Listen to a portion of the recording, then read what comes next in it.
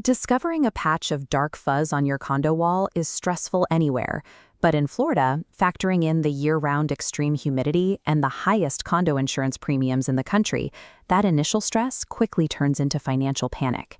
It usually triggers a predictable standoff. You, as the unit owner, assume your hefty monthly HOA fees are meant to cover this kind of building damage. Meanwhile, the HOA board pushes the repair costs right back onto you, claiming the interior walls are your responsibility. This chart shows exactly why both sides fight so hard over the bill.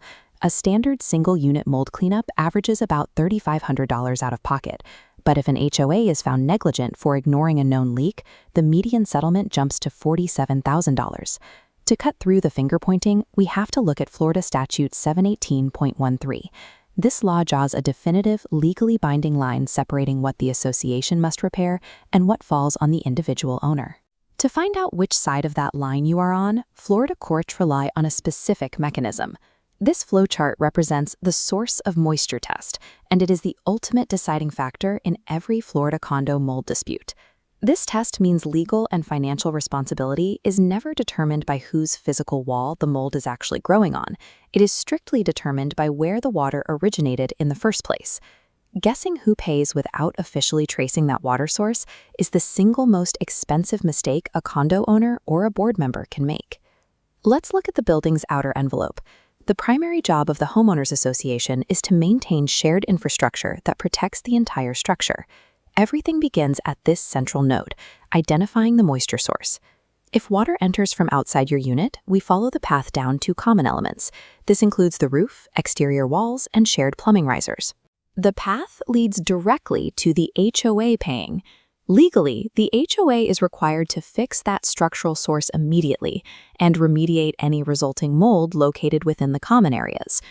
58% of Florida condo associations carry a bare walls in master policy, leaving gaps for interior fixtures. The HOA fixes the burst pipe, but you rely on your HO6 unit insurance to replace custom hardwood floors, cabinets, or interior drywall ruined by the leak. A common element leak does not guarantee a free ride. You have to read the gaps in your HOA's master policy to understand exactly when your personal coverage needs to step in. Now, let's turn away from the building exterior and look at the private interior spaces, where your personal appliances and plumbing fixtures are located. This brings us to the second branch of our flowchart.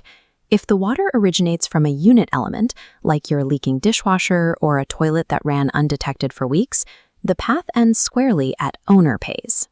In this scenario, you bear the entire financial burden for the remediation process, meaning you will need to pay the deductible on your HO6 policy to get the cleanup started. The trade-off here is a matter of control. While it comes out of your pocket, you dictate the timeline and choose the contractor directly, without having to wait on HOA board approvals or bureaucracy. The final branch is often the most contentious: cross-unit damage. This occurs when water escapes from a neighbor's unit, perhaps an overflowing bathtub upstairs, and floods down into yours. The HOA is generally exempt from liability in these neighbor-to-neighbor disputes, provided they didn't fail to maintain a shared common element that contributed to the leak. Your strategic response should be immediate. File a claim through your own HO6 policy to start the drawing process right away, and let your insurance company handle the legal process of pursuing the at-fault neighbor's insurance to recover the costs. Moisture events originating inside the interior walls automatically shift the financial burden to individual HO6 policies. Going without that personal coverage is a massive financial risk. Determining the liable party is only the first hurdle. There are procedural missteps that will guarantee you get stuck with the entire bill, regardless of where the water came from. The dangerous trap is skipping the independent mold assessor to save money. Florida statute requires a DBPR licensed assessor to inspect the property before remediation begins. Without an independent official report proving exactly where the moisture originated, you void your insurance claim entirely and surrender all of your legal leverage to force the HOA to pay.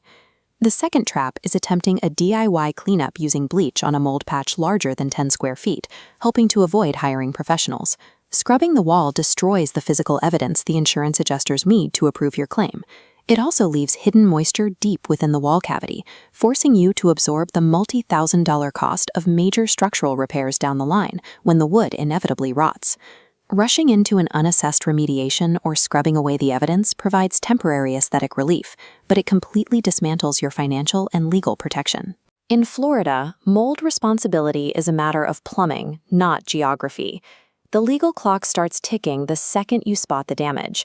A mold colony can double in size every 48 hours. Here is how you respond.